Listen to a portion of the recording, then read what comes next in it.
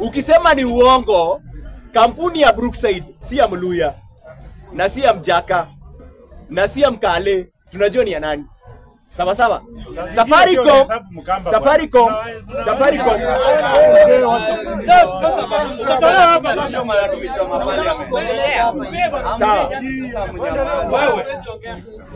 Ukimention Safaricom greatest shareholder wa Safaricom. Private. Government inajulikana kwa wise. Government inajulikana. Kwa wale local shareholders, my friend, private government ni ya watu wananchi. Private kidogo tu hizo kidogo tupande hapa. Ukienda kwa local shareholder, juu nikisema kuna public na private. M-Shwari inajulikana ni ya nani? NCBA ni ya nani? NCBA ni ya Mjaluo. NCBA inajulikana ni ya nani? So ni biashara ya community fulani ilikuwa inakuzwa. Sawa. Transport sector ya Kenya. Wakati kuna maandamano, transport sector inaumianga sana. The greatest shareholder kwa transport sector inajulikana ni community gani? Hata wewe ukilipa fare unajulikana mwenye hiyo gari inajulikana ni ya nani. Usijidanganye ndugu yangu. Sawa. Hizi biashara zimeinvestiwa hapa Nairobi hapa CBD.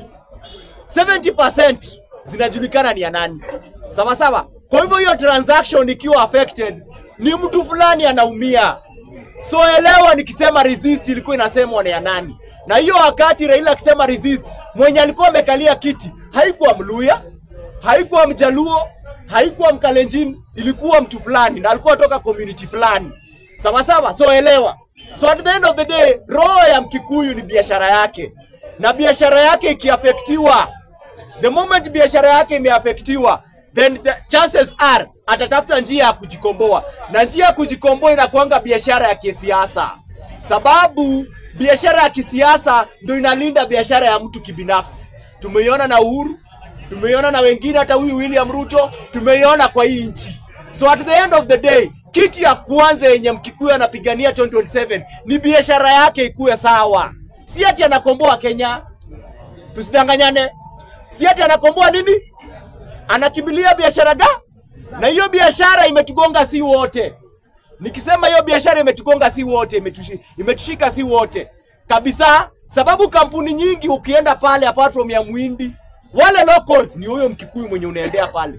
Gari yenye unaleta pale ya mekanika ni huyo Mkikuyu. So anafikiria kwamba atajikomboa kiaje. Lazima apige hesabu ya kisiasa. Na hesabu ya kisiasa ni hii. For the first time, Kikuyu amekubali kwamba for the first time Kenya is not prepared for another Kikuyu president. Hiyo kubali, wameshakubali. They are not prepared for another Kikuyu president. They are not prepared for another deputy president ya Kikuyu. So they are ready to support another community. Kuuza kipindi kwenyu. Sawa. Kuuza kipindi wapi? Kwenyu. Na sisi kama wenye tunataka hiyo kipindi tumeikubali na tumeichukua na mikono yote.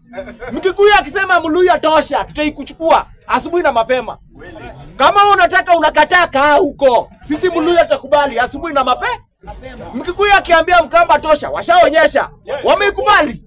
Sababu since 1963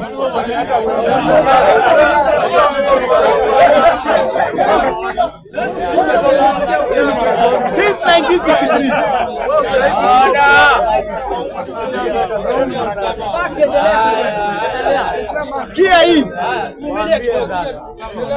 Since 1963. Na hii tafadhali usikie kwa makini. Brother, sikia kidogo. Since 1963. Kama kuna mtu mwenye ashadetermine uongozi wa hii nchi kwa marais wote ni Mkikuyu. Upinge ukatae. Kuanzia mwanzo mpaka saa hii ni Mkikuyu. Hata huyo Moi unadhani alijiweka mwenyewe, ni Charles Njonjo alisaidia. Sawa. Huyu William Ruto ndo ajiingize, ni Mkikuyu alisaidia. Sawa. Na hao wengine wote ni Wakikuyu.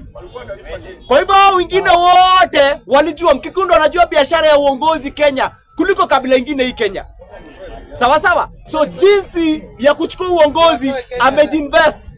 Na hatuwezi watoa sababu hata Mluya hajainvest kwa biashara. Wewe uko na biashara ngapi umeweka? Unajua ni Mluya anaongea. Na sisi ni Waluya, tuko na biashara ngapi? Kama kuona Western pekee, gari zote za Western ni Mkikuyu ametusaidia. Unaanza kuchusi wapi? Tunafurahia sababu tuna Waluya.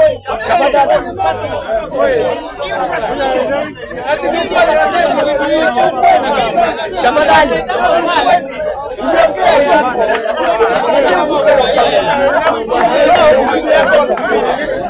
Sawa sawa.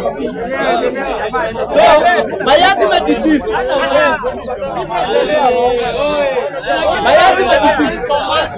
Tafadhali.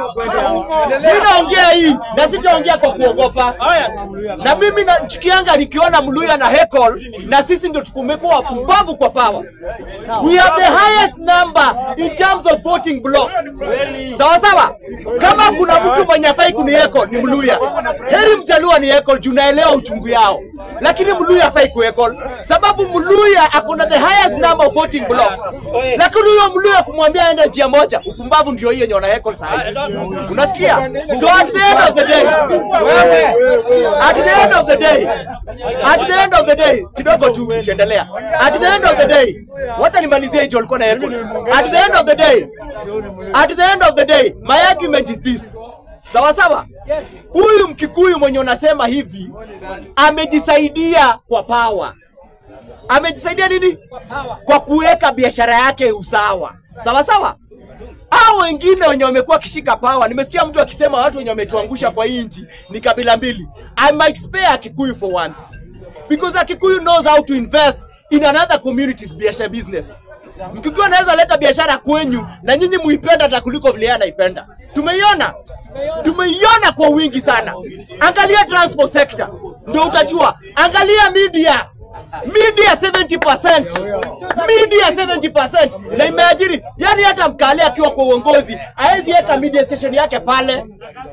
Enda kazi na nakwambia zile zenye zimewika under Royal Media zote na Royal Media na nani ya SK Macharia. Ameweka ya Mluya, ameweka ya Mjaluo, ameweka ya Mkale, ameweka ya kila kabila. So my argument is so simple. Dunia hii andielewa, dunia hii hakuna mtu mwenye ashaichukua uongozi specifically ya urais. Hakuna mtu bro, kidogo tu. Hakuna mtu mwenye ashaichukua uongozi specifically ya urais bila kuwa project ya mtu. Tusidanganyane. Hakuna mtu dunia hii ashaichukua uongozi wa urais bila kuwa project ya mtu. Kwa hivyo hata Mkikuyu akisaidia mtu mwingine aingie, sina shida sababu tumeiona kwa nchi zenye tofauti. Na Kenya hii ndio ukuwe president. Since 1963 marais wote wameingia wakiwa ma project. Wote. That's why even Raila Amolo Odinga in 2022 he had to accept kwamba Uhuru anasema Raila tosha. Na tuliona KICC akisema mbele ya macho ule mwenye alikuwa ndume kwa wote alikubali kuambiwa tosha. Wakati William Ruto aliambiwa tosha na Wakikuyu alipita for the first time. Mtu mwenye ashaienda kwa uongozi bila kuanguka akapita. So 2027 advantage yenye nafurahia Mkikuyu akisema Mkamba tosha na akisema hata Mluya number 2 ni sababu Mkikuyu anakuja na 2 advantage, only 2. Number 1, the amount of resources. Tukisema liquidity, pesa, huyu mtu anaweza weka anafandi kampeni yako fully. Tuliona na William Ruto na tuliona na Raila Amolo Odinga. Kwa Raila Amolo Odinga waliweka pale hoteli ya Safari Park 5 billion shillings ikachangwa within a day. 5B iliekelewa pale kwa dinner. 5B ikaekelewa. So wakisema Kalonzo Musyoka wanamaanisha kwamba hata kifedha wataekelea. Then number 2, in terms of kura, the highest voting block ni nani? Sasa mimi nauliza, Mkikuyu akiweka pale, Mkamba akuje pale aeke pale milioni yake 2. Huyu Mluya tuambue na tudanganywe. Tunaenda kudanganywa vile tunapendanga kudanganywa. Tumedanganywa mara nyingi. Tuambue tu Mluya number 2. Nadhani tuenda kwa Ruto. Sasa the highest, mimi nasema hivi, if the communities that have 2 million votes and above, unajua wale wanapiga kolele, ukiangalia kura yao igongangi more than 2 million.